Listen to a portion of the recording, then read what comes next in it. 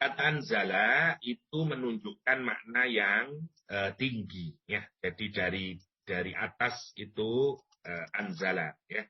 Jadi ini ada kata nazzala untuk Al-Quran, ada dua kata kerja, ya. Ada anzala, sama-sama menurunkan, tapi menurunkan sekali bedanya. Kalau nazzala menurunkan berkali-kali. Menurunkan berkali-kali. Oke. Maka kalau ini adalah terjadi selama 23 tahun masa kenabian Rasulullah SAW. Kalau ini terjadi dari turunnya Al-Quran dari Al-Lauhul Mahfud, Al-Lauh Al-Mahfud, Mahfud, atau apa? Protected tablet kalau bahasa sekarang. Oke. Jadi lauh itu sabak, ya. Jadi sabak yang diproteksi, semacam kalau sekarang mungkin database lah kalau bahasa kita, ya. Jadi kalau Allah menggunakan anzala itu merujuk kepada turunnya Al-Qur'an pertama kali, ya, dari Lauhul Mahfud kemudian diturunkan ke dunia. Diturunkan ke langit dunia yang disebut dengan Baitul Izzah namanya. Baitul Izzah. Di mana itu kita nggak tahu. Kita nggak tahu, tapi kita percaya saja ini disebut dengan langit dunia, sama ad-dunia. Langit dunia. Prosesnya disebut dengan anzala. Jadi Lauhul Mahfud di mana? Di atas langit ketujuh. Nah, kita ini selalu diingatkan oleh Al-Quranul Karim bahwa salah satu nikmat terbesar kita adalah Allah turunkan kitabnya. Ya, Masya Allah kalau kita pikirkan, ya, dari tempat yang sangat tinggi. Karena itu menggunakan kata anzala ala, ini satu kehormatan, ya. Hatta malaikat itu tidak semua boleh menyentuh. Hanya mereka yang disucikan, diproteksi. Namanya Al-Quranul Karim, la yamassuhu illal mutahharun. Jadi ini sangat penting untuk kita renungkan, karena kemudian sesuatu yang istimewa itu, ya, kemudian Allah turunkan. Nah, sekarang kita bayangin lah, kalau surat Al-Kahfi saja dikawal oleh 70.000, bagaimana lagi Al-Quranul Karim waktu diturunkan? Ya, karena itu peristiwanya disebut dengan nuzulul Quran. Itu namanya, nuzulul Quran. Kalau menggunakan kata nazzala, nanti kita akan temui banyak dalam nazzala alaikal kitab misalnya. Kalau nazzala berarti turunnya dari mana? Dari Baitul Izzah.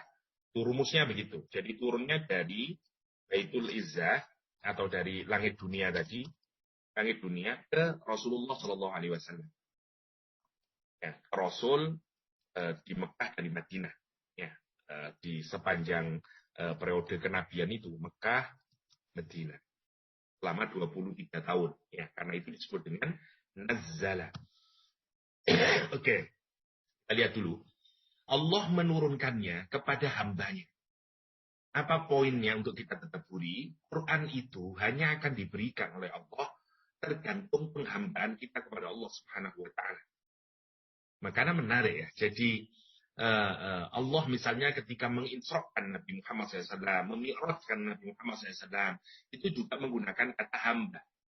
Nah, ketika Allah memberikan Al-Quran kepada Nabi Muhammad SAW, menurunkannya, diberikan kepada Rasulullah SAW, itu juga menggunakan abdihi.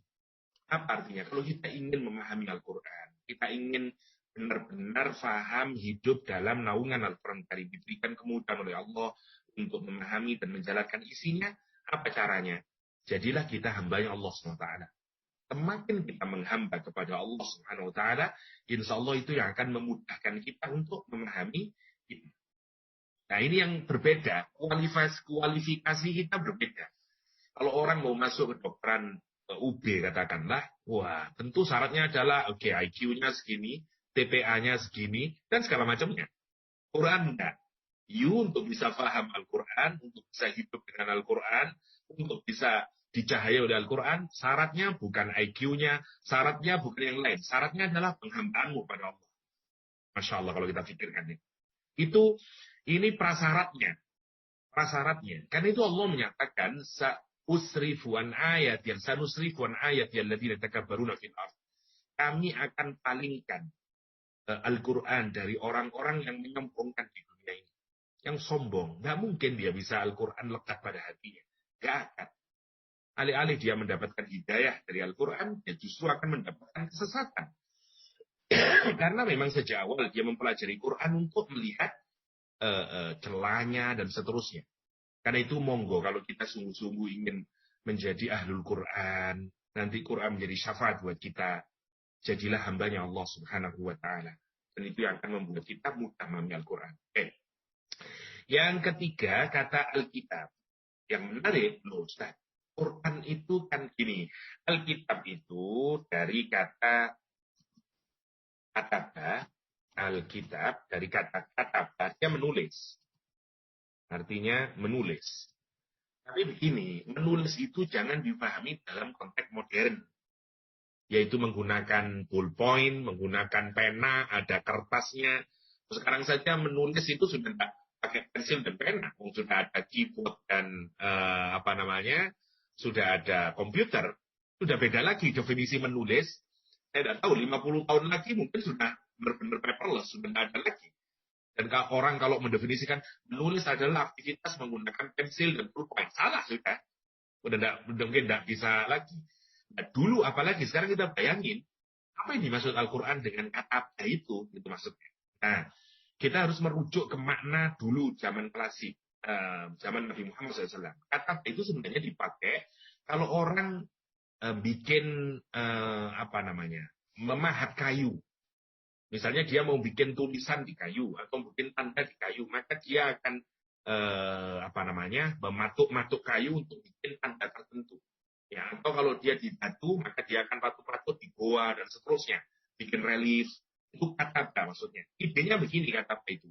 Something yang kalau sudah ditulis nggak bisa berubah. Itu sebenarnya idenya.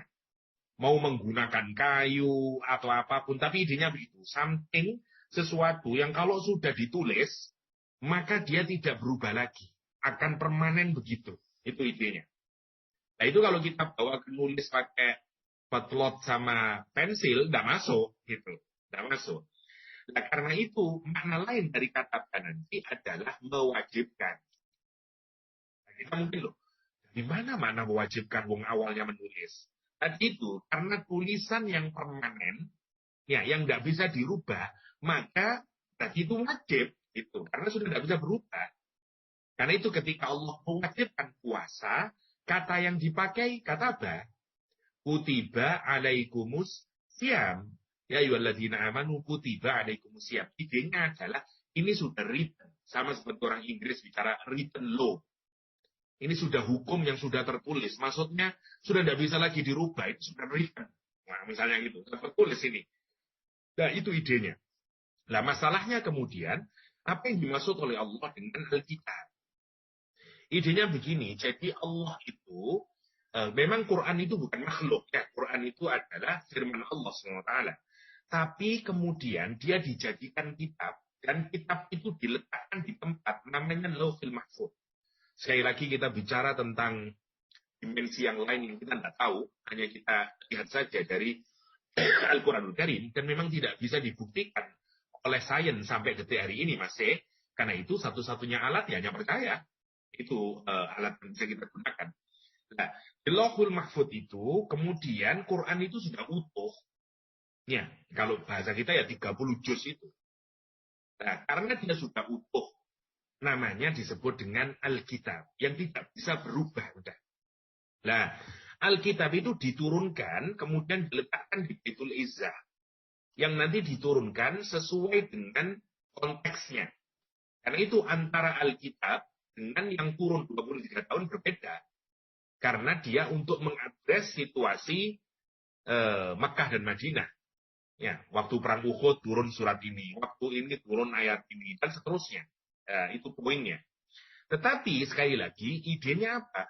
Idenya bahwa Quran ini bukan datang dari Nabi Muhammad SAW, tapi datang dari Allah Subhanahu Wa Taala, dari tempat yang sangat tinggi. Dan kalau kita tahu isinya, keindahannya, apa fungsinya buat kita, maka tidak mungkin kecuali kita menyatakan Alhamdulillah. Kira-kira begitu. Kenapa ini kita diawali dari Al-Quran, dari Alkitab? Karena nanti itulah guidance hidup kita, terutama menghadapi situasi zaman akhir yang penuh fitnah. Itu maksudnya. Kita kan akan sangat terima kasih ketika keadaan itu sudah penuh dengan fitnah, sampai kita tidak tahu antara mana baik dan buruk. Seperti hari ini, kita sudah memasuki post-truth era, misalnya, sampai kita bingung mana yang benar ini. Ini apa Jokowi, apa bukan Jokowi, sampai bingung kita mikirnya. Ini siapa, dan seterusnya. Katakanlah. Nah, wah, ini post-truth-nya. Banyak orang yang tidak meyakini COVID di kampung-kampung misalnya. Saking apa? Saking karena banyak media yang menyatakan antara pro dan segala macamnya. Ya, orang sekarang tergantung, nanti bukan masalah valid atau tidak valid, benar atau tidak benar. Tapi siapa yang paling bisa, yang paling punya pamor di publik, bukan masalah ekspertis lagi, bukan masalah keahlian lagi. Nanti akan lahir zaman ketika meskipun isu kedokteran, Pak Basuki tidak didengerin suaranya. Lebih didengerin misalnya jadi Corbuzier misalnya. Di mana zaman sudah tidak kedokteran. Kan itu sudah dengan fitnah ilmi. Itu maksudnya. Orang sudah tidak peduli sama ekspertis. Orang tergantung sama siapa yang paling famous. Masya Allah. Siapa yang paling terkenal. Itu yang menarik. Makanya lahir zaman post-truth era. Era pasca kebenaran. Karena kebenaran sudah tidak penting. Semua kebohongan yang dipakai oleh Donald Trump ternyata bisa memenangkan jadi presiden. Insya Allah kalau kita pikirkan. Di masyarakat yang cerdas seperti Amerika Serikat. Apa itu kalau bukan fitnah ilm? Nah, di tengah situasi yang kayak begitu, Allah turunkan Al-Quran buat guidance buat kita. Terus, mana lagi yang kita tidak memuji Allah, tidak bersyukur atas karunia Allah. Itu mas poinnya itu. Ketika kita menghadapi berbagai fitnah itu, maka wajar kalau ayat ini diawali dengan Alhamdulillah, thank you Allah, matur nuwun ya Allah. Dan dipuji, kenapa? Semuanya dikasih obatnya oleh Allah SWT. Untuk fitnah ilmi begini, untuk fitnah ini begini, dan segala macamnya. Itu poinnya. Kenapa ayat ini diawali dengan Alhamdulillahilladzi anzala ala abdil kitab.